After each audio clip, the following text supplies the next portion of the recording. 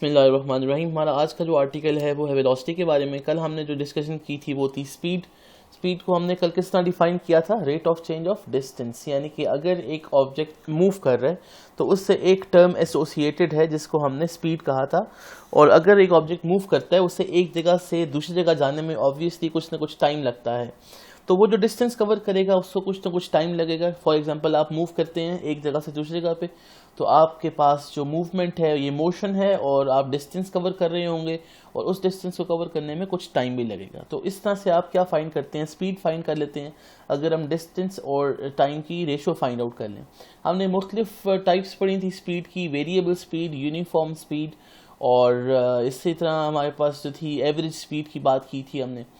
तो फार्मूले हमारे पास जो थे वो हमने लिख लिए थे और हमने ये भी देखा था कि जो फार्मूला है स्पीड का उससे हम तीन फिजिकल क्वांटिटीज़ के बारे में हमें पता चल जाता है। और डी यानी कि डिस्टेंस, उसके बाद टाइम टी से रिप्रेजेंट किया था हमने, और जो इसी तरह जो स्पीड था उसका सिंबल जो था वो वी था। अगर हमें कोई सी भी दो नोन वैल्यूज़ पता हो तो हम फार्मूला यूज़ करके तीसरी अननोन वैल्यू फाइंड आउट कर सकते हैं। तो अब हमारे पास ये जो नेक्स्ट टर्म है, हम अगर आपको याद हो आर्टिकल का हमारा जो मेन हेडर था वो क्या था, टर्म्स एसोसिएटेड विथ मोशन। तो उसको डिस्टेंस को, डिस्प्लेसमेंट को, फिर स्पीड को डिस्कस करते करते अब हम जहाँ तक आए हैं वो है next term associated with motion, यानी कि मूविंग ऑब्जेक्ट्स के साथ एक और टर्म एसोसिएटेड है जिसको हम क्या नाम देते हैं, वेलोसिटी का नाम देते हैं। तो उसी तरह सबसे पहले हम डिफाइन करेंगे, फिर हम ये देखेंगे ये बताता कि इसके बारे में हमें, उसके बाद फार्मूला, यूनिट्स, इसके क्वांटिटी कौन सी है ये वाली, और इसका सिंबॉलिक रिप्रेजेंटेशन क्या है। तो अब आपके पास जो वेलोसिटी है इसको हम सबसे पहले डिफाइन कर लेंगे।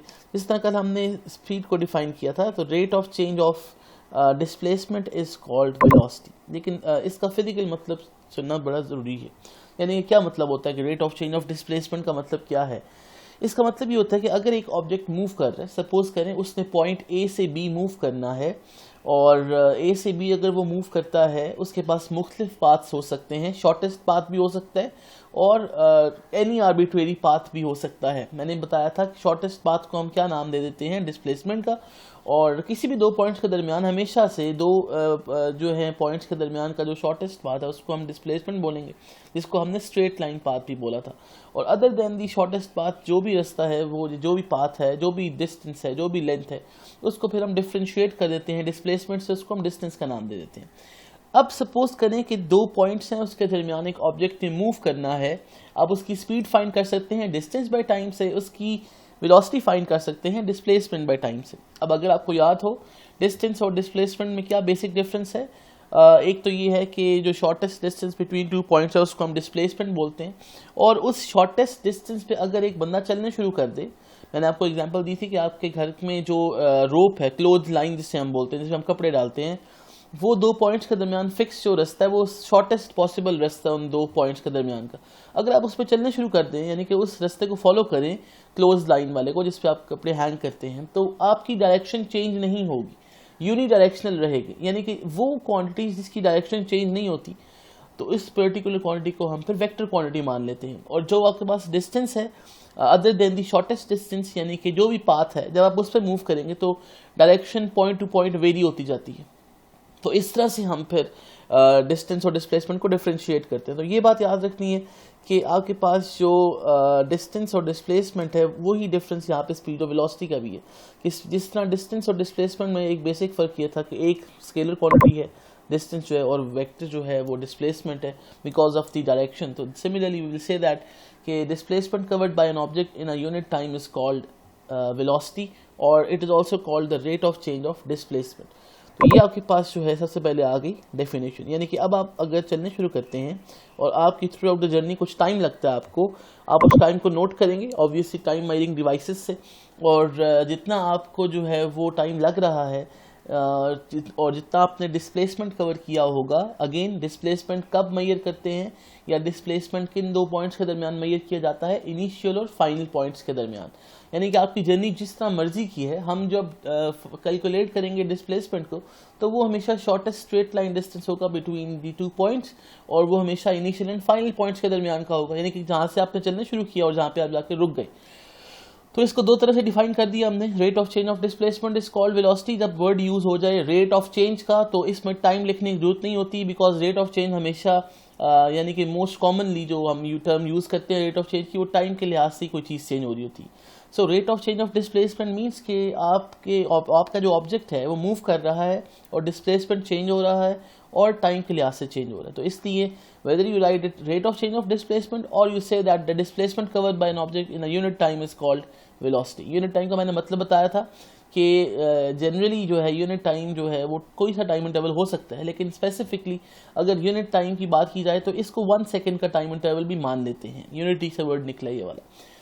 अब वेलोसिटी फिर डिफरेंट किस तरह है स्पीड से, डिफरेंस क्या है यहाँ पे, ये मैंने पॉइंट 2 लिखा हुआ है। Velocity tells us not only the speed of the body but also the direction along which the body is moving. Basically अगर स्पीड के साथ डायरेक्शन इन्वॉल्व कर दी जाए तो वही चीज़ वेलोसिटी बन जाती है।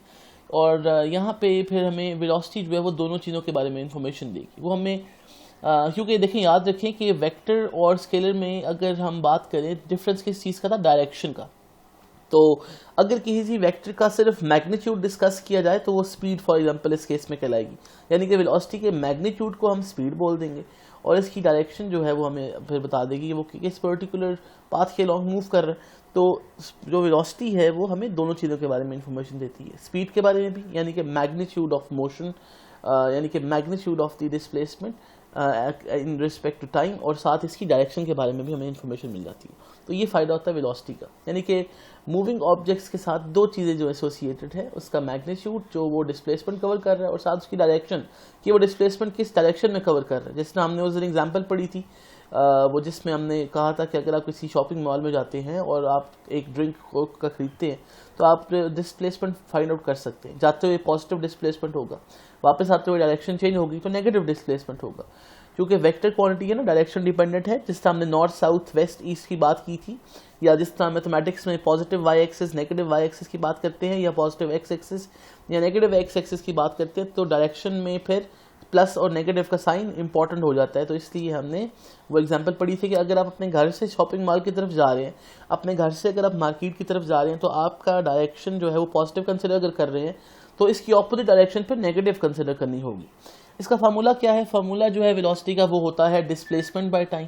ये अगेन एवरेज वैल्यूज़ हैं, यानी कि ये एक ऐसा फार्मूला है जो हम यूज़ करेंगे जब, तो ये नॉन यूनिफॉर्म वेलोसिटीज़ के लिए कैलकुलेट किया जाता है। यानी कि हम सिर्फ ये देखेंगे कि टोटल डिस्प्लेसमेंट कितना है और टोटल टाइम कितना लगे, तो उसकी एवरेज वैल्यूज़ हम फाइंड कर लेंगे।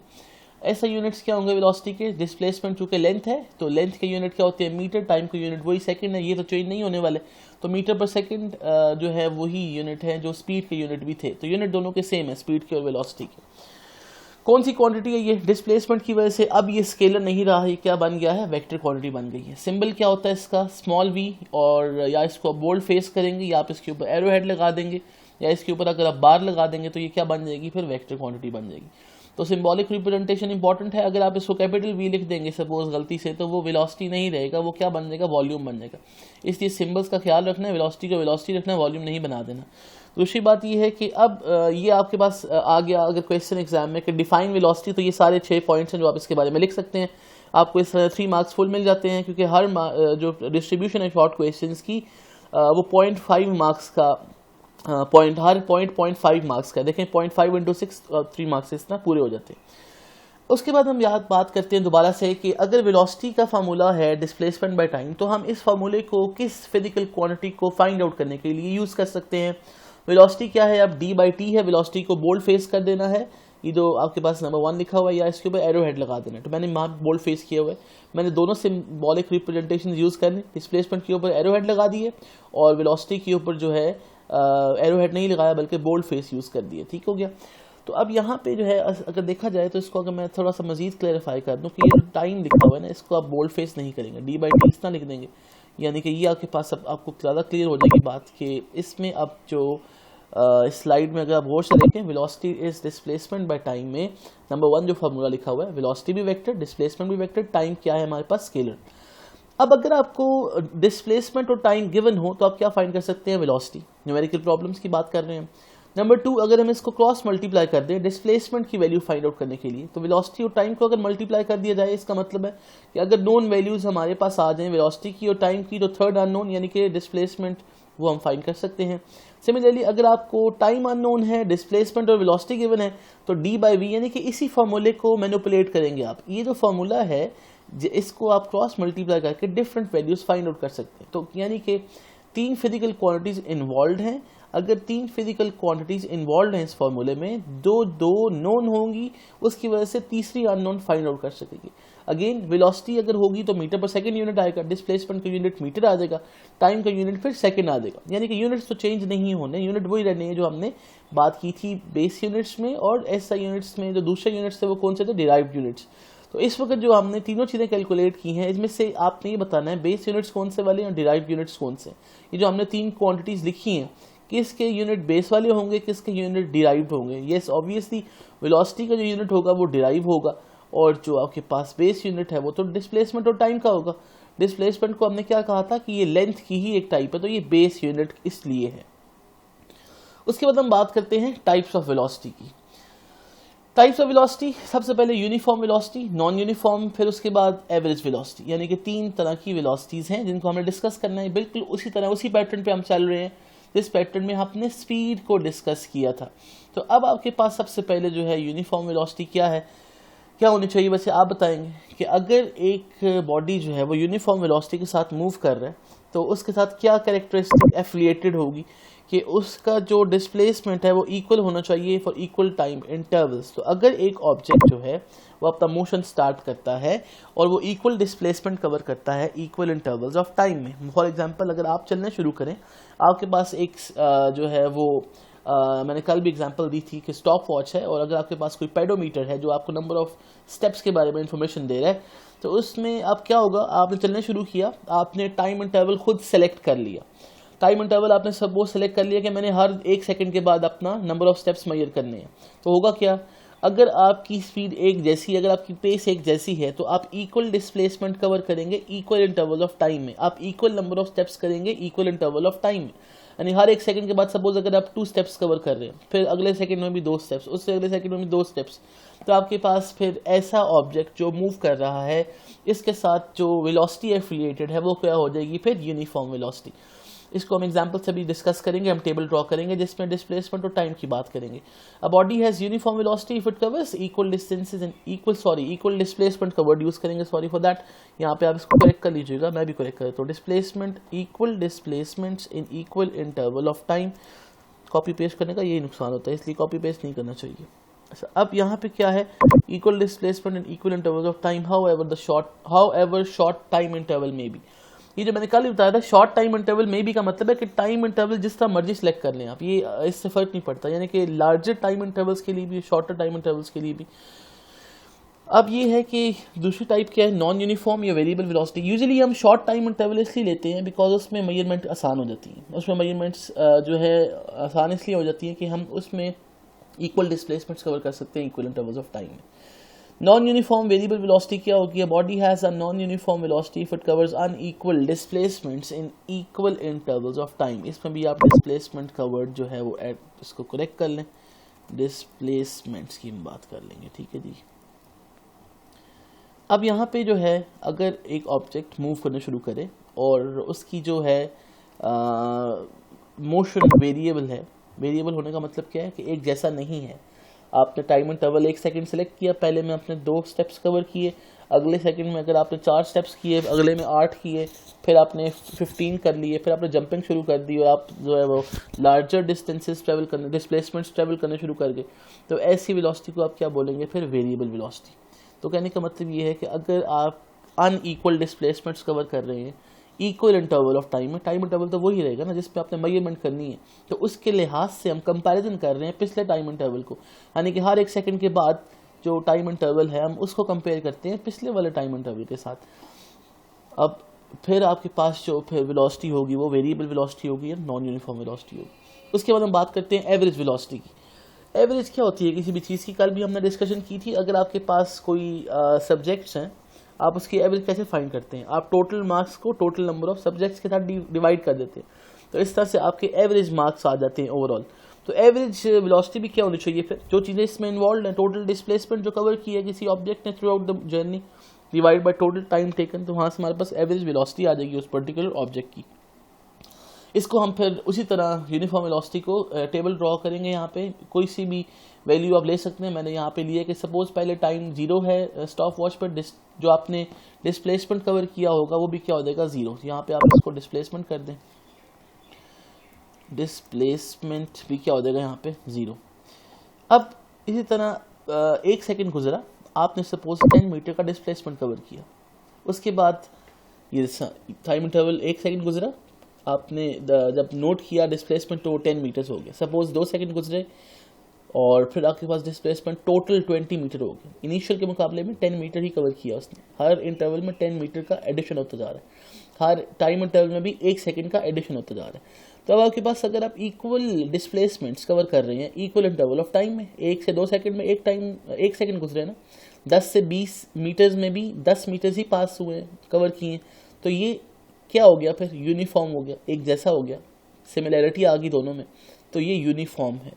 तो मैंने कल भी एग्जांपल दी थी कि यूनिफॉर्म का वर्ड जब हम यूज़ करते हैं तो आप अपने यूनिफॉर्म जो आप कॉलेज में या स्कूल में पहनते हैं उसको हम यूनिफॉर्म क्यों कहते हैं, एक जैसा, इसलिए बोलते हैं कि आप सारे यूनिफॉर्म पहन के आएंगे क्योंकि सारे फिर एक जैसे लगते हैं।